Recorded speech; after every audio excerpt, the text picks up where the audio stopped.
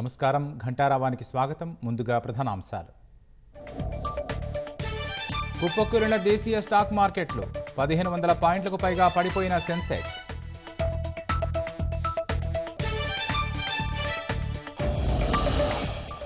నాగార్జునసాగర జలాశయానికి కొనసాగుతున్న వరద. గేట్లు ఎత్తేందుకు సన్నద్ధమైన యంత్రాంగం.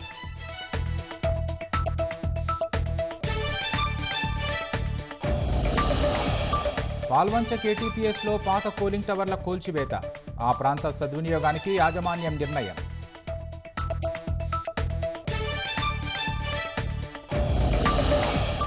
వచ్చే మార్చి నాటికి యాదాద్రిలో విద్యుదుత్పత్తి.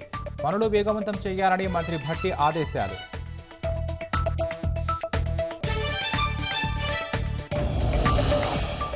బీహార్లోని వైశాలి జిల్లాలో ఘోర ప్రమాదం.